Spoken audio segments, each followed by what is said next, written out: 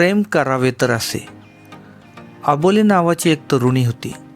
ती एका गजबजलेल्या शहराच्या बाहेरील एका छोट्या गावात राहायची. आबोली तिच्या सौंदर्यासाठी आणि दयाळू हृदयासाठी ओळखली जात होती. तिचे आईवडील शेतकरी होते आणि ती त्यांना रोजच्या कामात मदत करायची. एके दिवशी आबोली शेतात असताना तिला मोहित नावाचा एक देखणा तरुण दिसला. आजी आजोबांना भेटण्यासाठी तो गावात आला होता. आबोलीला त्याच्याबद्दल इतकं तीव्र आकर्षण यापूर्वी कधीच कोणत्याही मुलाबद्दल वाटलं नव्हतं. मोहितचेही आबोलीकडे लक्ष वेधले गेले आणि तो तिच्या सौंदर्याने आणि कृपेने तितकाच प्रभावित झाला. त्याने आजूबाजूला तिच्याबद्दल विचारले आणि कळले की ती एक मेहनती आणि दयाळू मुलगी होती, जिचा गावात सर्वजण आदर करतात. जसजसे दिवस जाऊ लागले तसतसे मोहित आणि आबोली एकत्र जास्त वेळ घालवू लागले. ते शेतात लांब फिरायला जायचे, झाडांच्या सावलीत बसायचे आणि तासनतास गप्पा मारायचे आणि रात्री तारे बाहेर येताना पाहायचे. ते मनापासून प्रेमात पडले होते, पण त्यांचे प्रेम सोपे नव्हते. मोहितचे आईवडील वेगळ्या गावातल्या मुलीशी लग्न करण्याच्या विरोधात होते आणि आबोलीचे आईवडील आपल्या मुलीचे लग्न अधिक श्रीमंत कुटुंबातील कोणाशी तरी करून देण्यास कचरत होते. मोहित आणि आबोलीला माहिती होते की त्यांना त्यांच्या प्रेमासाठी संघर्ष करावा लागेल. ते गपचूप भेटत राहिले आणि दिवसेंदिवस त्यांचे प्रेम अधिकच घट्ट होत गेले. त्यांनी एकमेकांना पत्रे लिहिली आणि मित्रांमार्फत संदेश पाठवले. त्यांना त्यांच्या कुटुंबापासून दूर जाण्याचे आणि एकत्र वेळ घालवण्याचे मार्ग सापडले. एके दिवशी आबोलीच्या वडिलांना तिच्या मोहितसोबतच्या नात्याबद्दल कळलं. ते संतापले आणि तिने त्याला पाहणे त्वरित थांबवण्याची मागणी केली. आबोलीचं मन दुःखी झालं होतं, पण मोहितशिवाय तिच्या आयुष्याची ती कल्पना करू शकत नव्हती.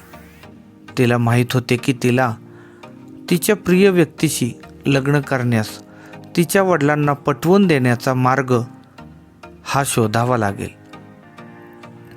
आबोली मोहितकडे गेली आणि त्याला तिच्या वडिलांशी बोलण्यासाठी तिच्यासोबत येण्यास सांगितले. मोहितने होकार दिला आणि दोघे मिळून आबोलीच्या घरी गेले. त्यांनी तिच्या वडिलांकडे विनवणी केली आणि त्यांना त्यांच्या प्रेमाबद्दल आणि त्यांना एकत्र राहण्याची किती इच्छा आहे हे सांगितले. आबोलीचे वडील त्यांच्या प्रामाणिकपणाने आणि एकमेकांवरील प्रेमाने प्रभावित झाले आणि त्यांनी शेवटी लग्नास होकार दिला. मोहित आणि आबोलीला खूप आनंद झाला. त्यांचे कुटुंब आणि मित्रमंडळींनी वेढलेल्या एका सुंदर समारंभात त्यांचे लग्न झाले. त्यांनी आयुष्यभर एकमेकांवर प्रेम आणि जपण्याचे वचन दिले. त्यांच्या नवीन आयुष्याची सुरुवात करताना मोहित आणि आबोलीला अनेक आव्हानांचा सामना करावा लागला.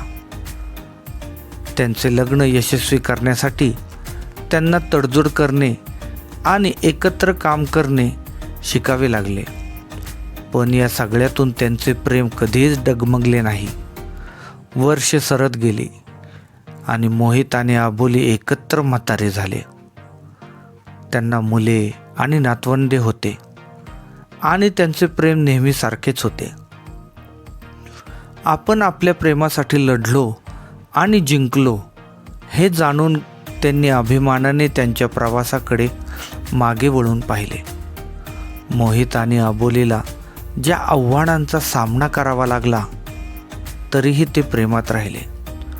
ते शेतात लांब फिरायला गेले, हातात हात धरून एकमेकांच्या डोळ्यात पाहत राहिले आणि एकत्र त्यांच्या आयुष्याच्या आठवणी आठवत जसजसे ते मोठे होत गेले तसतसे त्यांना माहीत होते की त्यांचा एकत्र वेळ मर्यादित आहे. मोहितची तब्येत ढासळायला लागली होती आणि अबोलीला माहीत होतं की तिला तिच्या प्रिय नवऱ्याचा लवकरच निरोप घ्यावा लागणार आहे.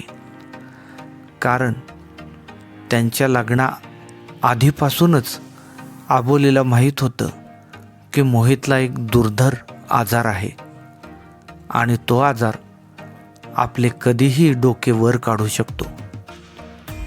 तरीसुद्धा अबोली मोहितवर जीवापाड प्रेम करत होती. एके दिवशी ते दोघे त्यांच्या पोर्चवर एकत्र बसून सूर्यास्त पाहत असताना मोहित अबोलीकडे वळून म्हणाला, माझ्या प्रिय पत्नी, तुझ्यामुळे मी दीर्घ आणि आनंदी आयुष्य जगलो आहे. तू मला खूप आनंदी ठेवलेस आणि खूप प्रेम दिलेस आणि आम्ही एकत्र सामायिक केलेल्या प्रत्येक क्षणासाठी मी कृतज्ञ आहे. मी माझ्या आयुष्यामध्ये नेहमी आनंदातच राहिलो. तू दुःखाचा लवलेशही मला कधी होऊ दिला नाही. मी तुझा खूप खूप आभारी आहे. मोहितचे बोलणे ऐकून अबोलीच्या डोळ्यात पाणी आले. तिला माहिती होते की तो निरोप घेत आहे आणि त्याच्याशिवाय जीवनाचा विचार कसा करावा हा विचार करून तिला सहन होत नव्हतं. मोहित पुढे म्हणाला, मला माहीत आहे की आपला एकत्र वेळ संपत आहे, परंतु मला तुम्हाला हे जाणून घ्यायचे आहे की तुमच्यावरील माझे प्रेम कधीही कमी होणार नाही. माझ्या मृत्यूनंतरही माझ्यासोबत तुझे प्रेम माझ्याबरोबर सदैव राहील आणि ते मी माझ्यासोबत घेऊन जाणार आहे माझ्या हृदयात साठवून. अबोलीने मोहितचा हात घट्ट धरला. त्याची ताकद हळूहळू कमी होत गेली. ती कुजबुजली.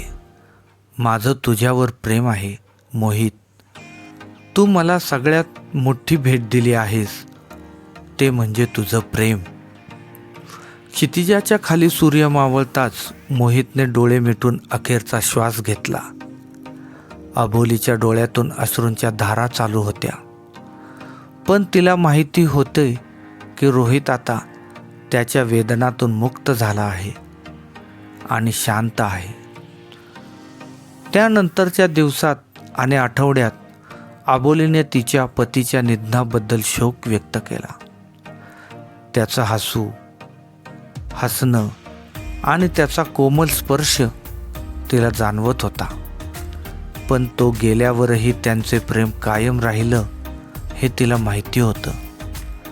जेव्हा तिने त्यांच्या एकत्र आयुष्याकडे मागे वळून पाहिले तेव्हा अबोलीला जाणवले की त्यांचे प्रेम हा एक आव्हानांनी भरलेला प्रवास होता, परंतु तो एक आनंदी आणि आनंदाने भरलेला प्रवास होता. मोहितचे प्रेम ती नेहमी सोबत घेऊन जाईल हे तिला माहिती होते आणि या विचारानेच तिला दिलासा दिला होता. कथा आवडली असल्यास मित्रांनो, चॅनलला नक्कीच सबस्क्राईब करा, लाईक करा, शेअर करा. सर्व मित्रपरिवाराचे पुन्हा एकदा खूप खूप धन्यवाद.